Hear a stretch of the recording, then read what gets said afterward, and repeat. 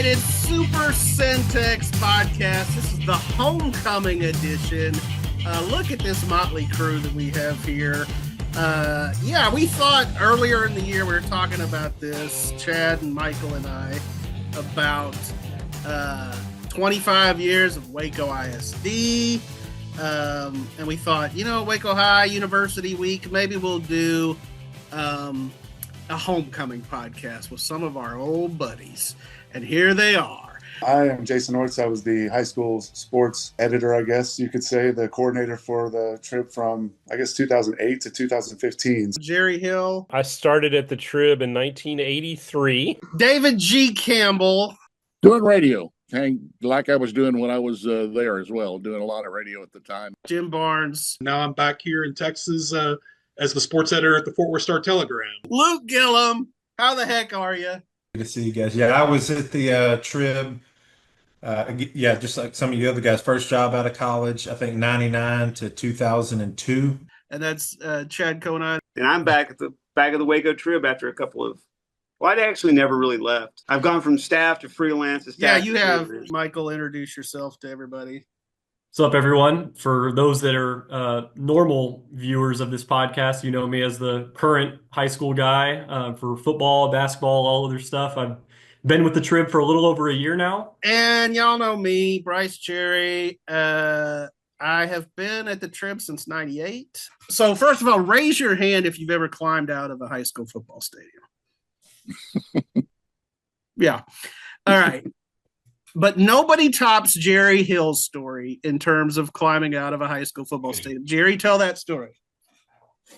Yeah, it's a great story. I'm at Leo Buckley in Killeen covering a game. I'm there with my then pregnant wife, and who happened to be pregnant I guess she would have been about 3 or 4 months pregnant.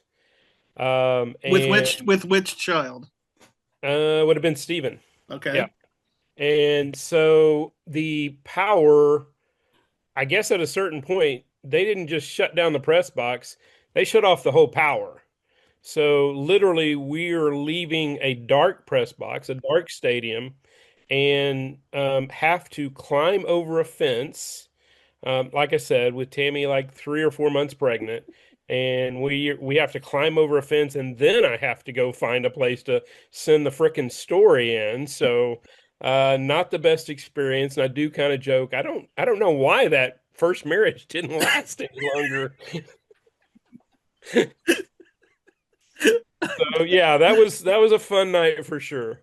If it had been Jonathan, it would have explained a lot. And it might have been Jonathan. Who knows? Let's just say it was Jonathan. Yeah, that makes more sense than it would have been Jonathan. Oh my gosh, I can't imagine a pregnant woman climbing a fence. That had to be a scene. Anybody else want to share their climbing out of a stadium story? I climbed out of the Rock in Cleburne one time. Okay. Wow. I don't know if it was climbing out of a stadium, but Jason and I were at Brownsboro, I think, one night covering Bremont, and we were the only two guys left in the press box, and we knew it been getting colder during the evening. But as I'm walking down, I realized as I put my hand on the railing, it's covered with ice, and ice does tend to slip a little bit, so I almost went crashing down, and Jason would have had to carry me out of that place if I'd gone down, but somehow we got through it. But that was a whole different deal. I was already down here in Bryan College Station by the time that we did that, but we were both covering Bremont. Wow. Chad, Michael, you got some questions for these guys? So, I had the kind of the pleasure and thrill or whatever, just got to sink my teeth into this Waco ISD Stadium thing a few weeks ago, doing the top 25 games ever played at the stadium. I grabbed the list here just so I would have it nearby. You can't really tell anything by me holding it up there. Paper. But I guess I'll start it off like this, question-wise. I was thinking today about how when it comes to regular season games, there haven't been as many gyms, I feel like, because for a long time, Waco High was so good that they would just bottle up a team in one end and just pummel them down there. And that's kind of how they won those games. And there's been, unfortunately, a few years now when Waco High and University haven't been that great. There have been some exciting games mixed in. I can particularly think of the game where University broke their long losing streak and what it really was that night. But what I'm getting to in a roundabout way is playoff games to me are the big feature of Waco ISD Stadium and its history and maybe kind of what it's known for throughout the state. I'm not going to limit it to playoff games, but just each of you guys, if you have a game memory, and particularly if it's a playoff game, just kind of fire away with those. And I'll add this: it doesn't necessarily have to be a Waco ISD either, but sure, if it is, that's good. I'll start, I guess, and I will go back to Paul-Tyson days, the old Paul-Tyson Stadium, which, as Brice said, there's a new Paul-Tyson, but this was back in the day when it was the stadium in Waco. And again, I was the high school beat writer for those first 4 years, and this was kind of cool because this was before consolidation. So there were 4 high schools in Waco proper, in Waco ISD. And so there were games pretty much every week. There were games on Thursday, Friday, Saturday. So if I really wanted to, I never had to leave Waco. I could just do games there pretty much every night. So I didn't do that, but that was kind of a cool thing that I remember. And the thing that I specifically remember about Paul-Tyson is most of y'all would not know the name, but Charles Thornall was the PA announcer there and a longtime music guy around town. But I would take up, so I did the stats during the game, and I would take up my stats to him at halftime to him to read over the PA. So that's how antiquated that system was back then, is they were taking my stats and announcing them over the PA. But those were fun days, though. They really were. Hey, since Jerry brought it up, I've got a Paul-Tyson story. I was covering an afternoon game, and I guess University won the coin toss because they were hosting a by-district game, and they were. And this might be in some of the last years that they played at Tyson, maybe just before they opened Waco ISD. But LaDainian Tomlinson was playing. First time I'd actually seen LaDainian play, and they were playing Smithson Valley. Never forget this. And I tell this story to people all the time. Hole opens up. They hand the ball to LaDainian. Hole opens up, and Smithson Valley's got an all-state linebacker. It's LaDainian and this all-state linebacker. And the kid comes up, and he hits LaDainian right in the thighs, knocks him back about 5 yards, and he goes 80 yards for a touchdown after. Oh, wow. I think after that, this guy might be better than I even heard that he was. And it's funny, for years, he's still been better than I heard that he was. He was amazing. Best guy to come out of Waco for sure. Luke, how about you, man? Well, when I think Waco ISD Stadium, I think 2 words: air conditioning. That was by far the most exciting thing for me when they built Waco ISD Stadium, was air conditioning. So yeah, it became my favorite place to cover a game by a mile. And it's funny, I live in McKinney now, and they've got a $75 million stadium, and right down the street's Allen, and they've got a $75 million stadium. But people forget how revolutionary Waco ISD Stadium was at the time. There really wasn't anybody in the state that was doing that, and for Waco ISD to be ahead of the curve on something like that. And then it was right there off the interstate. They built it as really to be this epicenter for the playoffs, where you had 4 locker rooms, so you could just run game after game after game.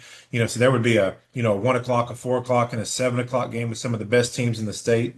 I remember one year it was like a Stratford or somebody that was like on the Oklahoma border playing like a team out of, the valley somewhere.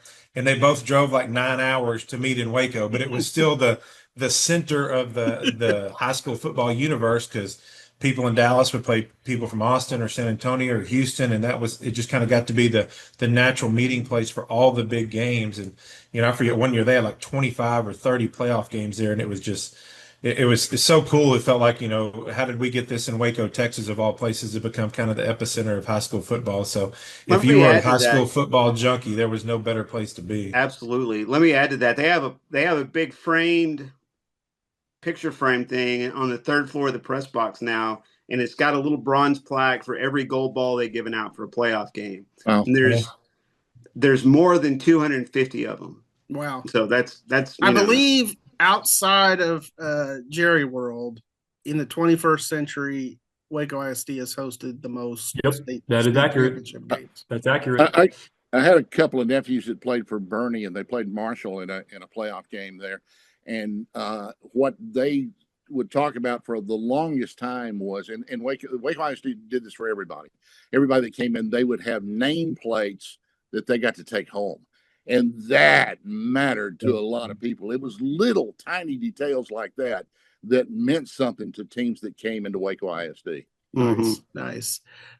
Jim Barnes, you and I both, I want to say, were at, I know I was, and I'm pretty sure you were, Rosebud Lot Rogers state semifinals, correct? You were there?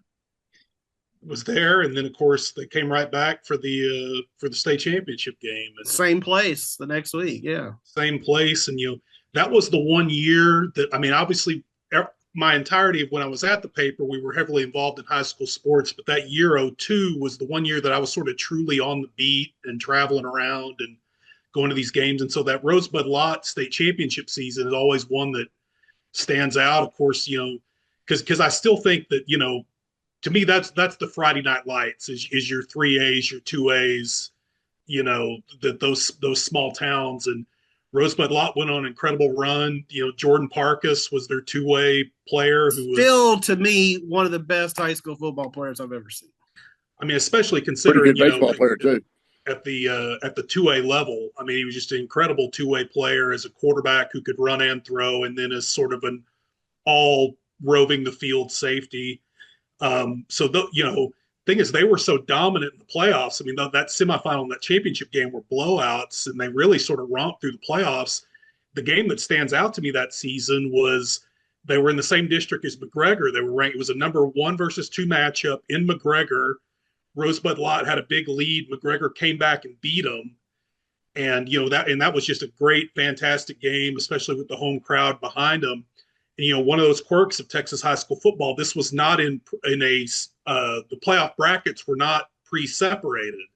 So it was 3 teams went to the playoffs, and then the team with the highest enrollment went into 2A Division I, and the 2 teams with the least enrollment went to 2A Division II. And if I recall correctly, McGregor had 1 more kid than Rosebud Lot. Yep, that's right. And McGregor went to Division I, and they were the number 1 team in the state. They had to play number 3 Corrigan Camden in the first round and got beat. And then meanwhile, Rosebud Lot went to Division II and romped. And, those were 2 different style of teams. Rosebud Lot was a lot more diverse in its offense and maybe could have played Corrigan Camden a little better, but they definitely – things worked out for them to be able to avoid Corrigan Camden and be in that Division II. Corrigan Camden had this big kid at quarterback who I think actually played linebacker at Texas. And so that's what I always remember is McGregor and Rosebud Lot, and McGregor winning in the regular season, Rosebud Lot, getting to the run to the state championship game. Bill Bain was their coach. He was a really cool guy, funny dude. And, and that's one thing, you talk about the state championships. I guess one thing that I think as good as it is for the state to have AT&T Stadium as a single site and give all those kids a chance to play there, certainly from a Waco perspective, it's missed to not have these state championship games. Obviously, I read through that list Chad put together, and a lot of the games on that list are from, like 05 and earlier when they hosted a lot of big time playoff games. And again, the kids, getting to play at AT&T Stadium is fantastic, but there were a lot of great state semifinal and state championship games with Waco ISD in those early years. No doubt. Well, and it was also really cool to me when Chad did that story, just how many of your names popped up. I think everyone on this list maybe got a little shout out in that story. So on this call. So that was cool. Chad made sure to say in the thing, Coach so-and-so said to, Jason Orts of the Tribune-Herald. So he gave us all a little press as if we needed it. But Jason, I got to cover Bill Bain in the quarterfinals that year before you guys got to the bigger games. I covered him at Cal Field in that game, and Bill Bain was the kind of guy. Just love Bill Bain. Just one of my favorite coaches of all time. Bill Bain was the guy who would call me, and he did this more than once, but he called me. I'll never forget this one. Called me at home, and it was the middle of the week, maybe a Thursday night game that Texas Tech was playing in. And he calls me. He doesn't identify who he is. I just answer the phone, and he says, "Are you believing those splits? Look at the splits that those guys are in." And he was just talking about the offensive line that Leach was had out there, but Bain didn't identify him. He was off the phone before he even said who he was, But I loved Bill Bain. What a cool guy. He was a character, and fittingly, this year, he just recently passed last year, but Rosebud Lot has named its stadium Bill Bain Stadium. So pretty cool. As it should be. Yes, absolutely. Jason, you covered a lot of games at Waco ISD, a lot of games elsewhere too. What are some that stand out to you? Yeah, I did cover a lot of games at Waco ISD Stadium, especially that first year. And I want to add 2 words to what Luke said about air conditioning, finger foods. They always had some little finger food. Amen, brother. You thinking like a sports writer now. Pro sports writer, that's a pretty good little incentive as well. But no, I think one of the things, I actually have not read the story that Chad wrote, so I'm a bad friend on that route. But it's all good. But I think the one that really stands out to me was that first season, and it was it turned out to be Johnny Tusa's last win, and when they played Midlothian in the last game of the year, and I'm watching them just kind of beat up on Midlothian in this game, and it's a win-and-in situation for the playoffs. They got into the playoffs in his last season, and you could kind of see just kind of how that season had weighed on him. Charles Tillman was supposed to be their lead running back that year, tore an ACL, and probably one of the weirdest injuries I've ever seen, because they said that he tore an ACL on a cut, and then he high-stepped it into the end zone. Ouch. So, know exactly how you do that right after you tear an ACL, but it was the first game of the season. They lost him for the year, and obviously we know, he went on to be a Olympic level sprinter, and in the 100-meter dash, and it actually came back that year and won the state championship in the dash. So, a great story for him. But it was Tusa's last win, and they had beat up on Midlothian that night. But I couldn't help watching that quarterback just get up over and over again for Midlothian. And it turns out it's Brice Petty, who obviously was Taylor. So that was a cool memory. And I think the other one, and Luke will appreciate this, it ended up kind of becoming the rubber match of the playoff games between Mark Bell and Willie Williams with China Spring and La Vega. It was the 2016 playoff game. It was a state quarterfinal.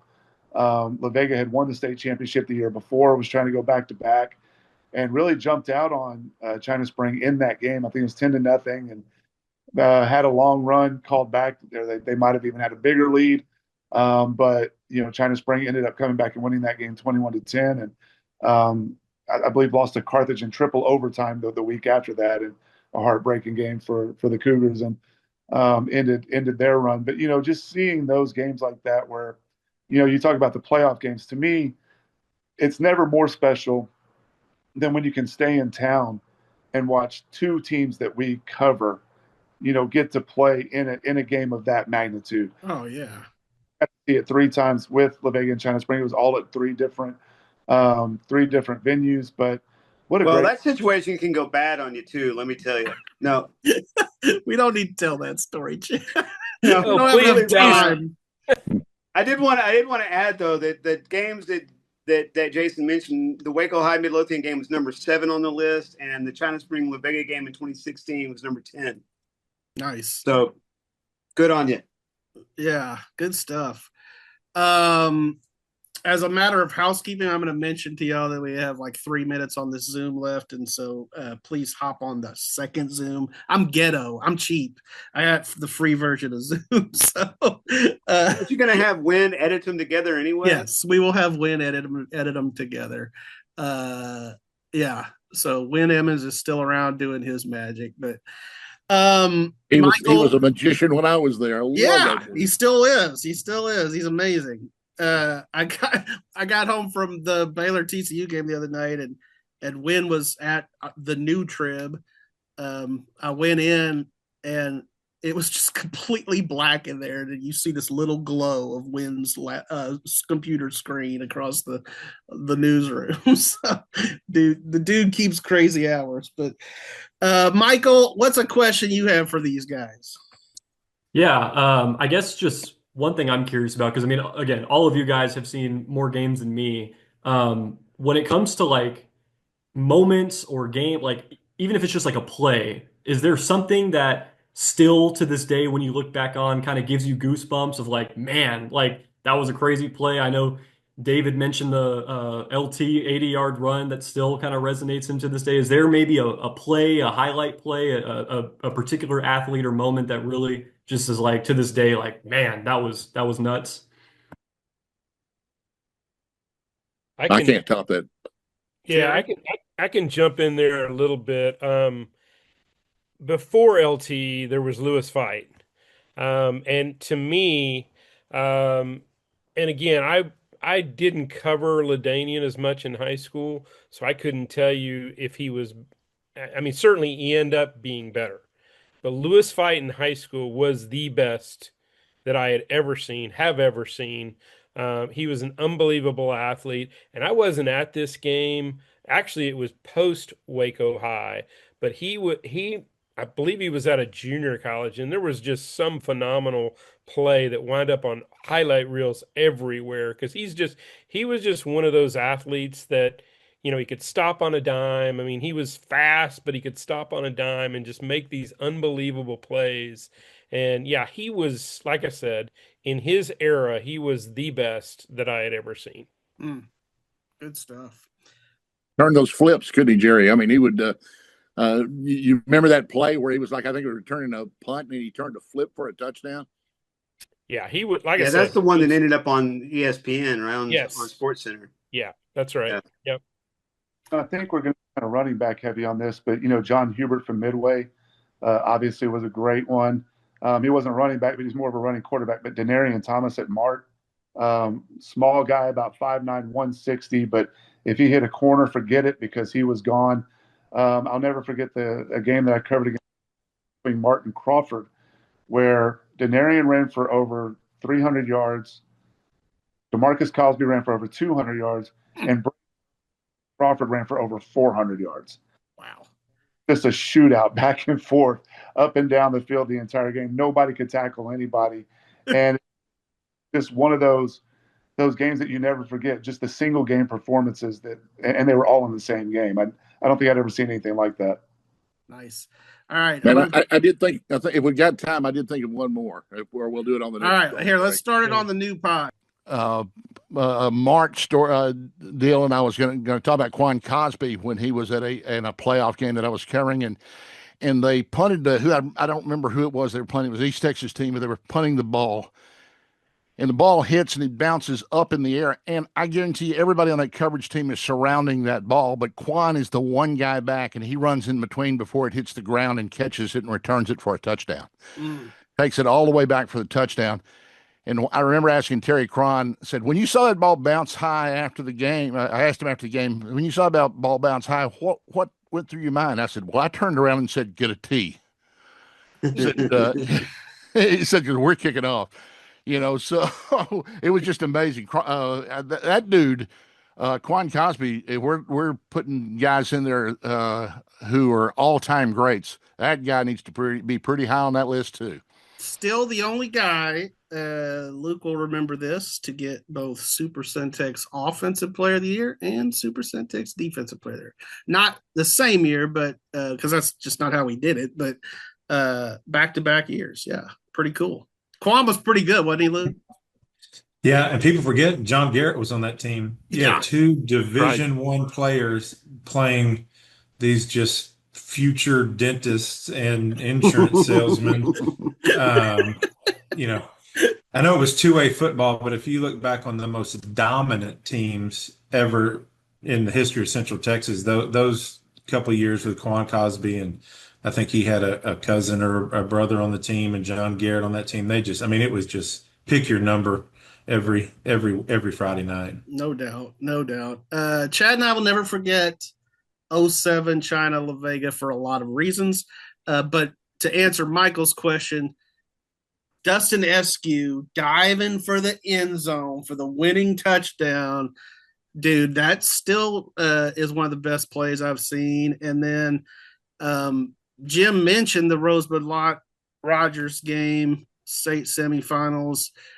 The first half ends with Jordan Parkus intercepting. I want to say the kid's name was Jacob Bain. Was it? Does that sound right? Maybe Jim, the Rogers quarterback, intercepts the Rogers quarterback in like the back of the end zone at the last play of the first half, and then takes it 109 yards the other way for a big I'm looking at that. That was number 4 on the list. Yeah, it was Bain, Justin Bain, and Justin 106 Bain. Yards, as stated in the article. Wow, that one still resonates with me, Michael, as a play that one is etched in my brain forever, because I was just like, this dude. I mean, you just couldn't stop Jordan Parkus. Yeah, that was as far as a single play, that was the one that leapt to mind immediately. That team was incredible. I was trying to remember, Luke. I mean, I wasn't there. It would have been you, but Luke, didn't you cover the Waco High John Tyler game where did Waco High go up 21-0 and then lose the game? I'm trying to remember. That was the team that had Derek Johnson on it. Do I recall that correctly? I don't remember the exact score, but yeah, it was they had, I believe, the week before won on the last play of the game, and then they had a huge lead against John Tyler, who I think had beat them earlier in the year, and just an incredible football game. It's like, how do you lose to a team when you're up 21-0 that doesn't throw the ball? And John Tyler just kept running the same play over and over and over and over, and finally came back and beat them. And then, Waco had another incredible team that next year, probably the best high school defense I've ever seen. And they lost to Midland Lee with Cedric Benson and those guys, and I think like the quarterfinals. But I don't think they gave up more than a touchdown the whole season until they played Midland Lee, and it was insane. I think I want to say they had 8 or 9 guys on that defense played Division I football. I mean, it was just, first downs were hard to come by, much less touchdowns. And yeah, my favorite story, you reminded me of one, Jim, that regular season game, Waco High played John Tyler. And the next week I was in the press box and I was talking to some guys from another school that had scouted that game. And I said, Derek Johnson was our, defensive player of the week. Somebody said he had 41 tackles against John Tyler, and the guy looks at me, he goes, well, that's not true. He goes, we had him for 54 tackles. Wow. I believed it. Derek Johnson played linebacker in the NFL, and I think he won the district meet in the 200 meters. Just like insane, incredible athlete. Yeah, Win Emmons can put this photo up when we're talking about Derek Johnson, but we had a great feature shot, and Luke might remember it. I do, with the dead bodies behind him. Yes, Derek Johnson standing there looking like the dude that he was, and just these like Waco High guys all in the background laying on the ground being actors for us. Yeah, we talked some JV guys, and we're like, hey, how would you like to get your picture in the paper? And they're like, great. And we're like, all right, just lay back there and act like Derek just murdered you. And it made for, I can't believe you remember that photo. That's awesome. That's awesome. Oh, that was so funny. We've used that photo a few times over the years. Yeah. Let's see. What else do y'all want to talk about? Chad, Michael? You mentioned 106-yard play that Jordan Parkus made. Brice, you remember at the Alamo Dome when Waco High was playing LaGrange in the state championship? Jared Salubi. And Jared Salubi went 99 yards for a touchdown. Man, that kid was fast. He was and sort of maybe transitioning into some characters that we've all come across in the days. It bears mentioning the late great Butch Henry and I once got in a fight over who got to interview Jared Salubi first on the sideline at Waco ISD Stadium. Of course, he was always down there for the post-game interview and everything. And of course, he was the voice of the press box in a way because they play that broadcast over. That's probably the reason I started wearing over-the-ear headphones to ball games. just to tune that out. But anyway, Jared Salube was there, and I was on deadline, and Butch wanted to interview him for TV, and I was just like, "Oh yeah, really? What's your deadline, Butch?" Because it was a tape delay thing then. So. Oh, Chad, always getting it in. Brice says I fight with everybody. I guess that's true. Yeah, me too, though. Yeah. Although it's just the relationships that you get along the way. I mean, obviously, we all have a story about the food in the press box at Gatesville. Obviously, that's a legend. But legendary relationships that you get along the way. Like for me, it's moments like writing my story in Ray Biles' office at Lorena after the game, and he comes in and we're sitting there just kind of looking at scores and stuff after the game, and he brings in some stuff from the concession stand to send home with me and stuff like that. And and I guess the biggest one for me was probably after the 2015 state championship game for La Vega. We did the press conference, and after that, I asked, Willie Williams was a coach at the time, and I guess he's still the athletic director there. Mm-hmm. And, I asked him, if I could interview a couple more players. And so he just grabbed me and said, come on, and so we're walking back in the hallway, and it was just the two of us walking together, and you could just see the weight of everything, all the close misses, all of the years of getting so close and finally getting it done, just falling off his shoulders. And like, we're just walking back there in silence because you can almost just see just the look of, it finally happened on his face. And, I just told him, I'm happy for you, coach. And he said, the best thing about this is that nobody can ever say that we couldn't do it because we did it, or something like that. Something about like no matter what happens, we did it one time. And, I thought that just, you don't get moments like that where you actually get to see kind of the humanity of the coaches and the people that you cover. And just, moments like that are just kind of hard. You can't replicate them. I mean, they're one of the coolest things that Willie ever did. I think this was in maybe a TV interview right after they won, maybe on Fox Southwest or whatever. They're asking him about, coach, what does it feel like to win state? And he's just, oh, it's great. Da, da, da, da, da. Hey, I want to give a shout out to all the coaches back in Central Texas. Mark Bell, Ray Biles. He starts rattling off guys. I mean, in the midst of La Vega's biggest win ever, he thought, hey, let's share this with Central Texas. Well, another thing, that was one class. One of the things that makes me happiest about them winning that championship is it was a state championship for Leroy Coleman, too. Yeah, absolutely. And if you're talking about people and characters, I mean, first of all, they don't come any better than Kent Bechtel and Leroy Coleman. I got to do notes with those guys every week. Man, two completely different individuals, two of the greatest people you'd ever want to get good to know. As gold. Ever. I mean, and Kent, this is the best Kent Bechtel impression I have. He would say, he'd be like, Brice, they're just good kids. They're just good kids, Brice. They're just not very good. They're just not very good. I think you made that last part up. Some of that was maybe fabricated, but I think my favorite Kent Bechtel was, man, I'll tell you what, he'll hit you. Yeah, but he'll hit you. Yeah.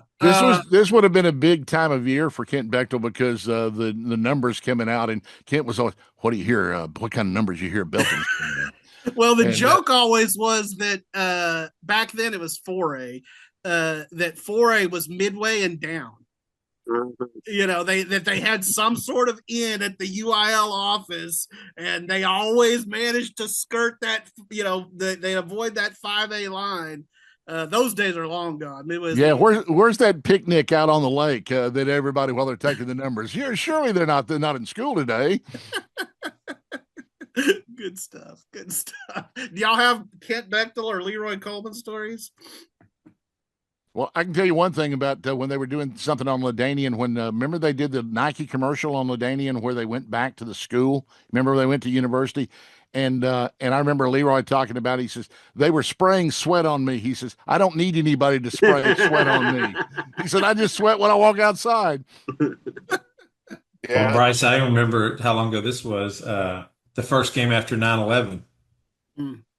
Was a university game that I covered at Waco ISD Stadium, and if I remember right, Coach Coleman's wife was still in California because she couldn't get back because of the flights and all the post 9/11 stuff. I mean, so I doubt that game made the list. I don't even remember who they were playing, but you talk about crazy times that in the sports world, that was certainly one of them. And I think, high school football was one of the first things to come back after 9/11. And I think people just needed to be together and to heal and those moments were big. I really believe that, Brice. I can't remember the little girl's name that fell into the well, but I can remember being at a football stadium when they rescued her and they announced that, and the place went nuts. It was just the coolest thing ever. Yeah. It's where we get together to celebrate, and it's still special. Yeah, no doubt. The one like that stands out for me is covering the first game after the West explosion. And they ended up losing that game. They didn't play that great, and they played an academy team that was, pretty solid. And West was a pretty downtrodden program at that point. But it's kind of like you guys talk about, just bringing people together. And you could just tell, even though the game wasn't going that well, you could tell what it meant just to have it back. Well, let me turn to our Cub reporter real quick, who got a chance to cover Mexia last year right after they had a player pass away. And that was kind of a scene, wasn't it, Michael? Yeah. So for anyone who isn't aware of this story, this was actually back when I was a full-time news reporter. I had not moved over to the sports desk yet. And I remember I texted Brice one night and was like, "Hey, did you hear that there's a kid out in Mexia that's who's hospitalized right now? I mean, he had some sort of cardiac arrest." And anyway, so what ended up happening is this senior running back, his name's Micah Curvin. He had literally scored a touchdown 2 weeks prior to this incident, had played in a game the following week, and by I think it was Sunday morning after that game, we get the news, or Monday, it was Sunday or Monday, we find out that he had been hospitalized from a cardiac arrest and spent I think it was maybe a day or two in the ICU unit, and unfortunately could not recover and passed away. And just terrible situation for Mexia and that whole community. But I'd say the one good thing that came out of that was the fact that they did not have to play that Friday after he passed. They had a bye week. They were off going into district play. And I remember, so again, I was still on the news desk. I wasn't full-time sports, but I was covering games on Friday nights with Brice and the guys and jumping on the podcast and stuff. So I was still able to cover games. And I can't remember, Brice, if I told you I wanted to cover that game or if it just you maybe had said hey, would you be open to doing that? I can't remember how exactly I ended up being on that game, but that first game after he passed, they were opening district play against Groesbeck. And Groesbeck had only lost to a state-ranked team before that, so it was kind of a big game. And Mexia had been playing well. It was it was going to be a good game regardless, but throw in this wrench of team playing for a fallen brother. Yeah, we did not expect Mexia. We expected Mexia to not be there emotionally. Yeah, no, it was a weird situation. Brice ended up actually doing a story in the week leading up to it, where you actually talked to Coach Nowell about just how are you guys going to overcome that and stuff. And guys, I'll tell you what, I hope I'm not being too dramatic here, but I mean what I say. When I got out of the car and I started walking into that stadium, you could just kind of, and I'm not trying to just make this up. I mean it. There was some sort of energy you could kind of feel. And I first got it when I talked to one of the Groesbeck athletic booster club president ladies or whatever. She was handing out these programs, and she had told me before the game, she was yeah, really sad situation, and she told me that Groesbeck was even helping raise money for the family and stuff. So and then everyone on the Mexia visiting side had these custom made shirts, and just everyone was, there were signs made, and then I actually went down on the field before the game. Usually I'm up in the press box getting ready, but I wanted to kind of be on the field to feel it a little bit more, the energy as part of this game. And Mexia, runs out with his jersey held high. He had worn number 8, and some kid, during the national anthem, kids are crying, coaches are crying. They're tearing up, and I'm kind of thinking, to Brice's point, how are these guys going to play through this? And to their credit, they jumped out to like a 14-0 lead in like the first couple minutes and then rolled them. I think it was like 41-13 it or was something. stunning. They smoked it them. was truly stunning. And to this day, one of the coolest moments I've ever been a part of to see in person. And Brice, you'll actually remember this. They were our Jinx Tucker Award winner too. So I got to go kind of talk to them about that too. And just really cool, terrible situation, but a really cool way to overcome adversity. They ended up winning the district championship and had a pretty good run. So that was fun. Another thing that everybody on this call probably has done is hand out a Jinx Tucker trophy. How about that? I got a Jinx Tucker story. Okay. All right. Jerry will remember this guy, but right hand to God, there was a coach named Lucky Gamble. Yes, sir. Not making that up. And he was at Chilton, and they had an incredible season, and we gave him the Jinx Tucker Award.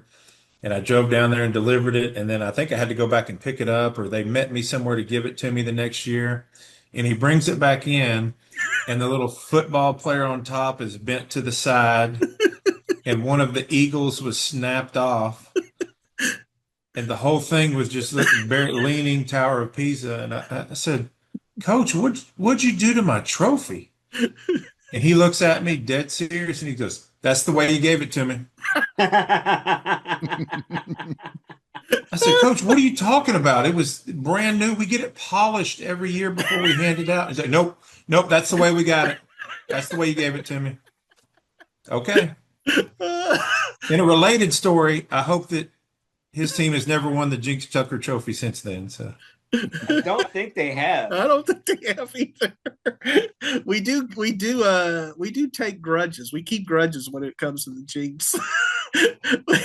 Every year, that was always a comment. Like some fan would piss us off, and we'd say, "Oh, that team's off the Jinx."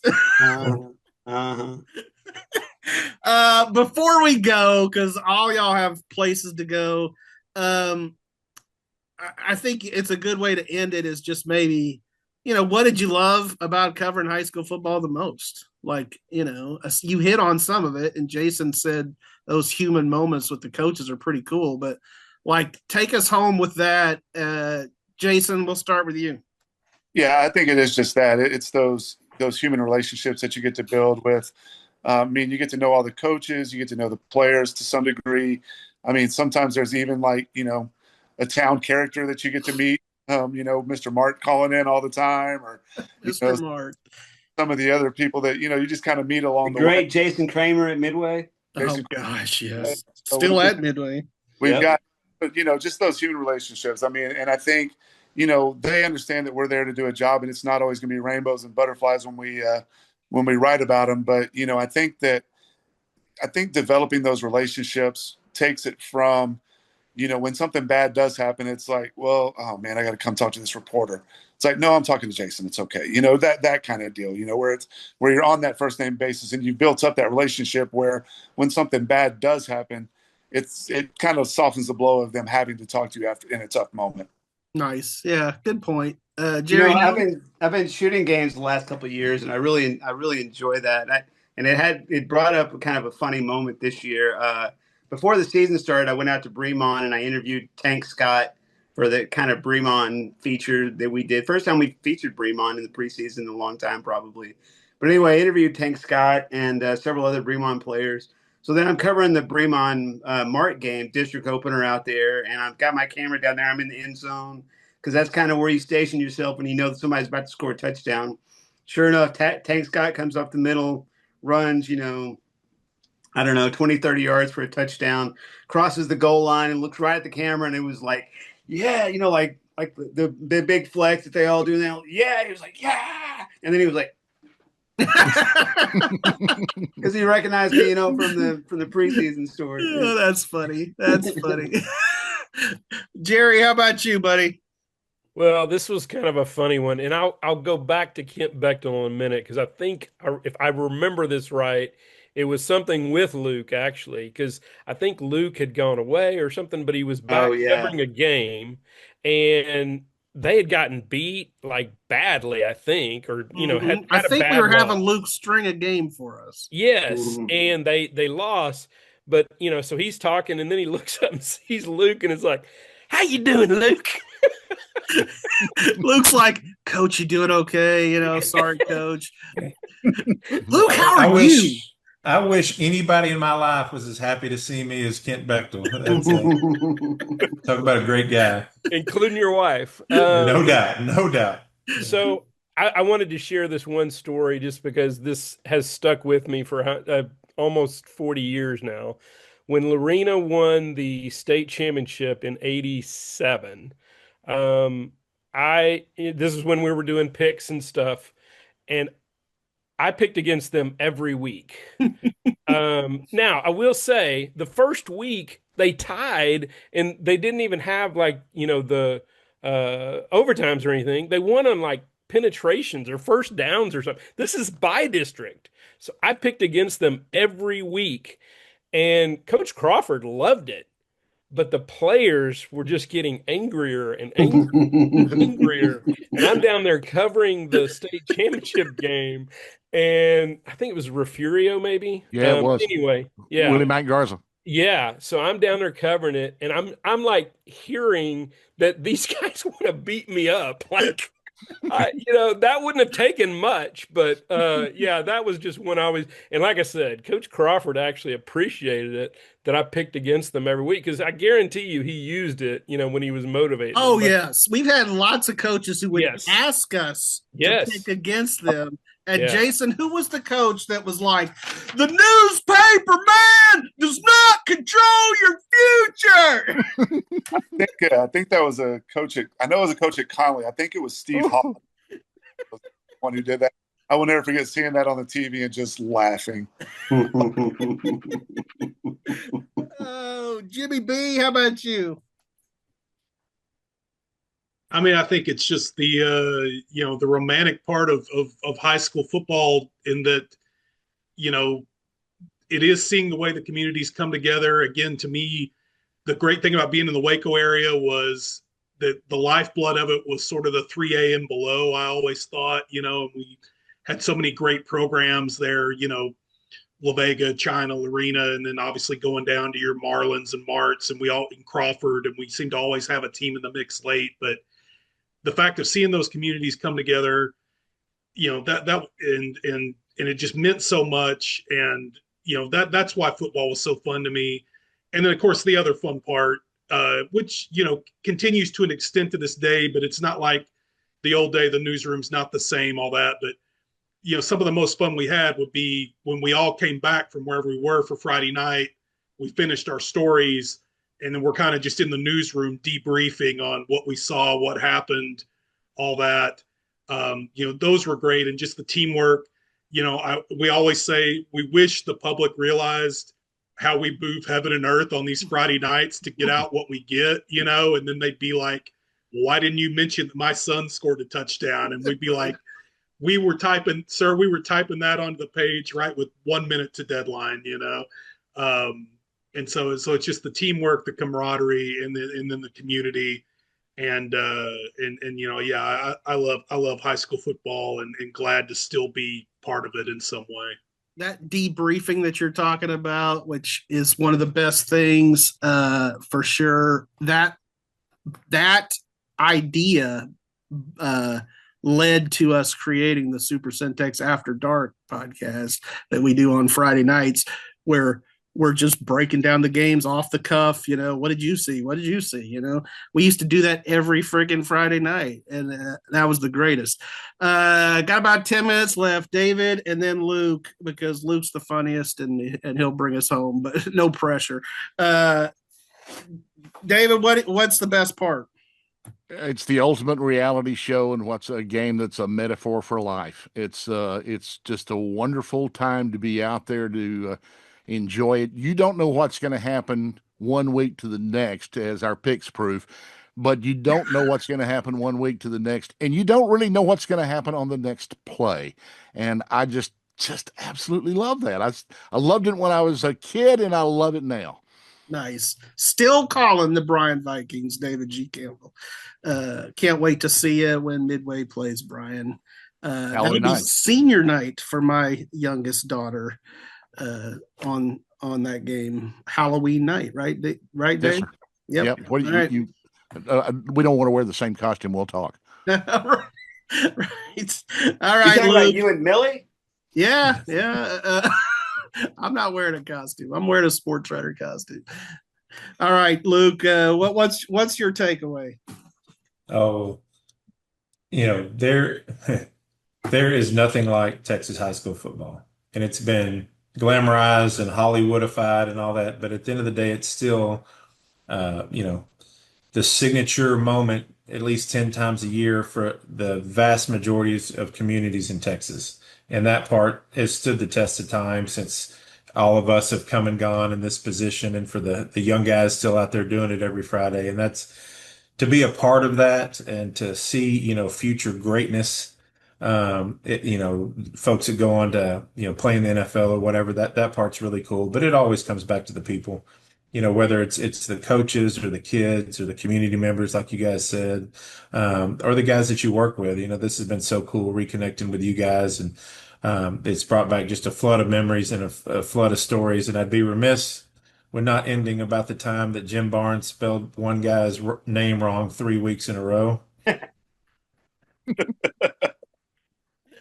So we misspelled it, running back's name from Axtell. The coach calls us the next day and we apologize. We had it wrong. We'll get it fixed. And so I would make a little cheat sheet of hard names to spell each week, so that whoever was actually writing the stuff would get it right. And so the next week we get the copy, like you said, 11:59 or whatever, and the kid's name is spelled wrong. And I look across at Jim and I said, "Hey, that guy's name is wrong from last week. Go fix it." And he types it in. Deadline hits. He's like, "Oh no, it didn't get in." So I'm a veteran savvy, right? I called the Axtell coach right then. Right. And said, "Hey, when the paper comes out tomorrow, this kid's name gonna be wrong. We apologize. We're so sorry. He scored like 3 touchdowns again, whatever. Next week, no problem. Done." So we've just got his kid's name pasted around the newsroom to make sure everybody gets it right. And it comes in for a 3rd week in a row misspelled. And so I go over to Jim and I said, "Hey, we got plenty of time left. Make sure you update this guy's name. We're good to go." And deadline passes and Jim says, oh no. I said, "What do you mean, oh no?" He said, "I changed his name, but I forgot to update it refresh the page."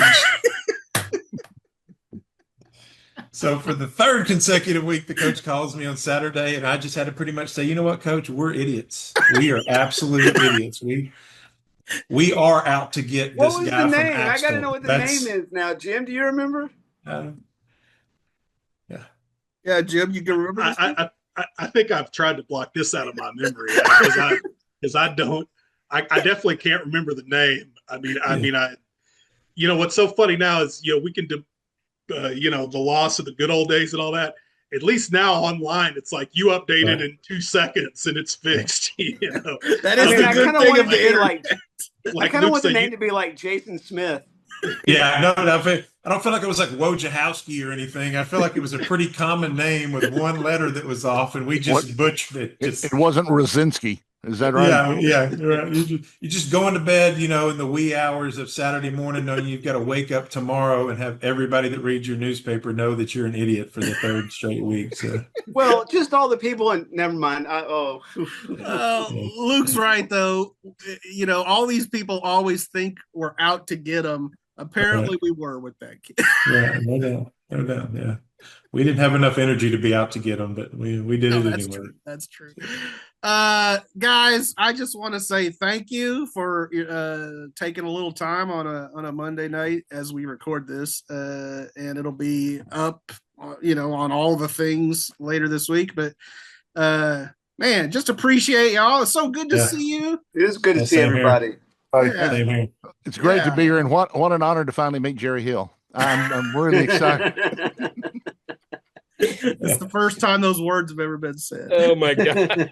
Jerry, let me know when we're doing the podcast on terrible Baylor losses of the last 25 years. I feel like me and you can I will call you on that one. Yeah. Luke had a great line. Texas is freaking killing Baylor as they did in those days. Baylor was freaking terrible. And Baylor in the midway through the 2nd quarter finally gets its first down of the game. And Luke says, first down on the breast. Well, remember, I covered the opponent's locker room, which we called the happy place. Oh, yeah. Because I never went in there to interview anybody that was in a bad mood for like 4 years. So. Not another first down. The first down. The first down. Yeah. All right. Well, this has been my happy place tonight. Yeah. Good to see y'all, boys. Take Thank care. You guys. Take care, everybody. See you, Luke.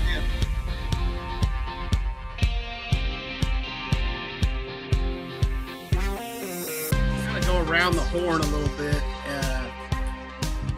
Who you are, why you're here, like when were you at the Trib, I guess, and what you're doing now. So I'm just gonna go based on my screen here. Jason Orts, kick us off, buddy.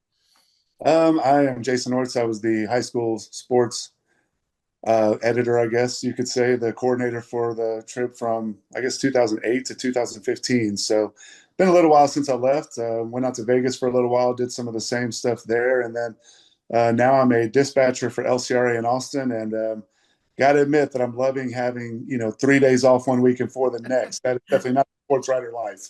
Yeah, Jimmy B and I were talking about that. And you were like, I don't know what this weekend thing is. This is amazing. Yeah, I get 3 days off every other weekend. And I'm like, I don't know what to do with this. That's awesome. Well, Orts still occasionally will show up in a byline or two. We can occasionally wrangle a game out of him, but yeah. Jason, thanks for hopping on. Jerry Hill, lead us away. Yes, sir. I guess I'm the old man of the group. Maybe me and David G. I started at the Trib in 1983. I was the main high school writer from 83 through 86. And I was at the Trib until 2008. I was the assistant sports editor for the last 15 years. And then I'm now in my 18th year at Baylor in the athletics communications department there. Old fart. It's amazing how long you've been at Baylor now. Your corpse was not even hit the floor yet. We were already carving up your beats at the Trib when you left. Yeah, no, I appreciate that. I know you guys, I think y'all threw a party to kind of celebrate my leaving and made me feel good, but I knew what it was about. It was about exactly what you're talking about. Everybody was like, heck yeah, he had some good beats. No, I got some stuff. No. That's not how it happened. I was like, why the heck would anybody ever go work for Baylor? I was pissed at you. I still am. We do still say that you joined the dark side. We're really happy to see you leave with a print shop. They were just happy that you were at, they had people there who could make deadlines at that point. Didn't have to worry about you busting deadline every night anymore. David G. Campbell, tell us what you're doing now. Doing radio, like I was doing when I was there as well, doing a lot of radio at the time, but worked at the Trib, had loved the time that I worked at the Trib, and still doing play-by-play, now doing the Bryan Vikings, the now 0-7 Bryan Vikings, but it's just on the edge of turning around, so hang in there. And I still do a morning radio show in Fairfield and do an afternoon show that's kind of a version of that show, but stay pretty busy hanging around with that kind of sports, and don't do a whole lot of writing anymore, and I found that I don't miss it a whole lot. Wow. I tell you, for sentimentality's sake, David G. had the best closing column. He told me the day before it ran, he was like, I'm going to write about the best team that I've ever been around. And I was like, oh, this will be interesting. I'm curious to see what team that'll be. And do you know what the team was? It was Team Trib. It really was. Did a little shout out to Team Trib. Honestly, got us all in the heartstrings. Well, honestly, it's one of the coolest places, and it's because of guys like the guys that are on here right now. I mean, it's a really good working relationship with people. It's like being on a team where everybody wants to succeed, and they always helped everybody else out. And so I've got a little offensive lineman still in me. I like that. Nice. All right, from one lineman to another, Jimmy B, Jim Barnes, back in Texas. Back in Texas, I started my journalism career at the Trib. It was my first job out of college. I was there, sports copy editor, and then eventually was covered high school sports. Left, worked in Dallas for a while, and then came back to Waco, and then eventually was the sports editor. Brice was my assistant, and when Jerry departed us, and then left the Trib in 2012, went to Las Vegas for 13 years, and now I'm back here in Texas as the sports editor at the Fort Worth Star-Telegram. And so been getting reacquainted with the Texas high school football scene, which is definitely better than the Nevada high school football scene. Except for Bishop Gorman. Well, the scene is better here. Like there's Bishop Gorman's a great team, but the scene, the overall competitiveness is much better here. And just back in Texas after 13 years, but still in the journalism minds, Nice. We got to hang out with Jim, Zach Smith, and I on Saturday at the Baylor TCU game. That was fun to kick it again. And I mentioned David G's closing column. Nothing really tops the China Spring Kids closing column. He said, he firebombed every bridge out there. Luke Gilliam, how the heck are you? Doing great. Good to see you guys. Yeah, I was at the Trib. Just like some of you other guys, first job out of college, I think 99 to 2002, somewhere in there.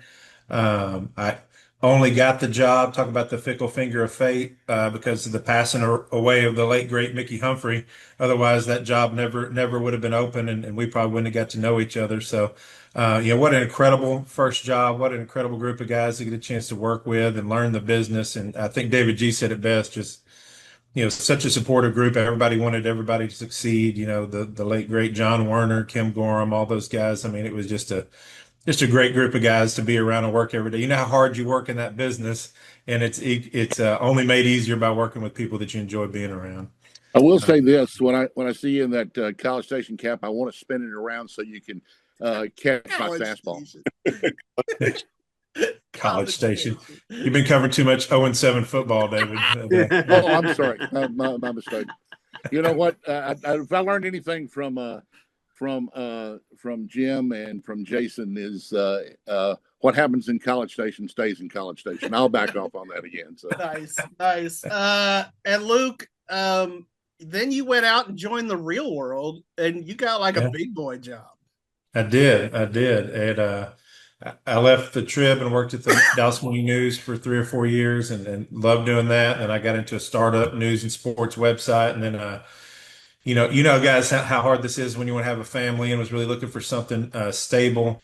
And so I got into the life insurance business, and I'm currently a sales executive with Global Life Insurance. We're headquartered here in McKinney, Texas. Most people know us for our naming rights to deal with the Rangers. Right. Got our name on the roof of the stadium there. So it's so funny. I dreamed of covering the Rangers when I was a little kid, and now I get to go to the stadium with my company's name on the roof and not have to work near as hard, but see a lot of baseball games. So it's been a really good trade.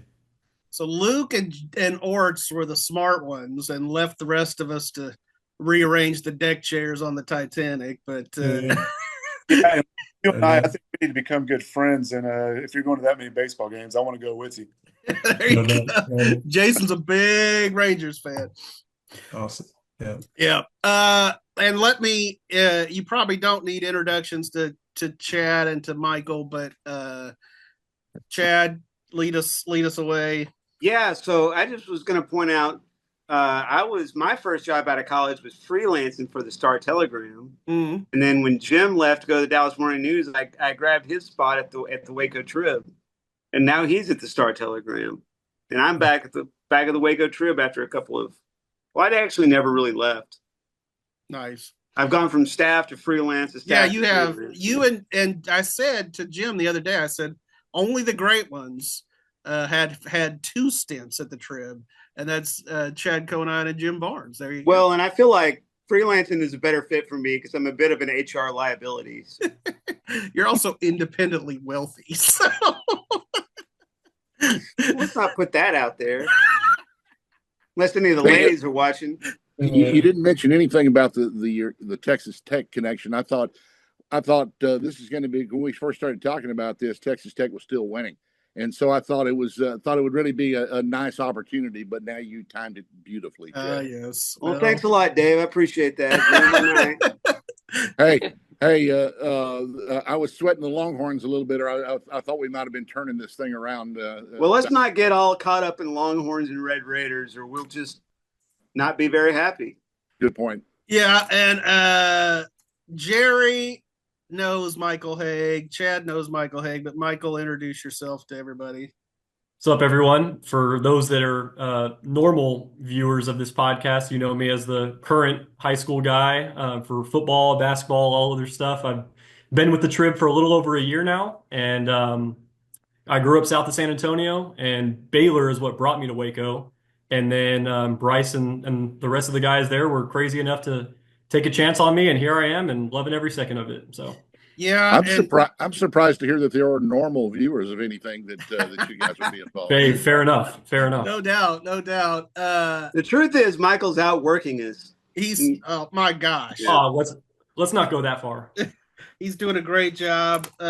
Actually hired as a news writer when we had a news writer opening, with the promise that he would move over to sports as soon as we had an opening, and that actually happened within 6 months. So that was and since that move has been made, I would never go back. Yes, no doubt.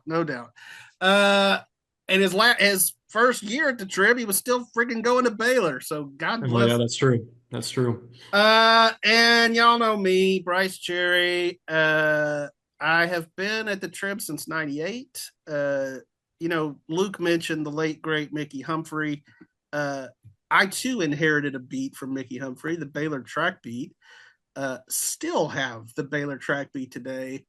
And not to bring us all down or anything, but just so y'all are aware, Coach Hart is in his last days.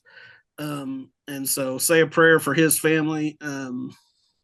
He's had 91 good years, and a bunch of them were at Baylor. So, 50 plus. So, yeah. One of the really good guys, as well as one of the greatest coaches you would ever want to be around. Yeah, no doubt. Love that guy. So got to see him today. But yeah, he's been getting a lot of visits, and so, like I said, just keep Maxine and Coach Hart's family in your prayers. But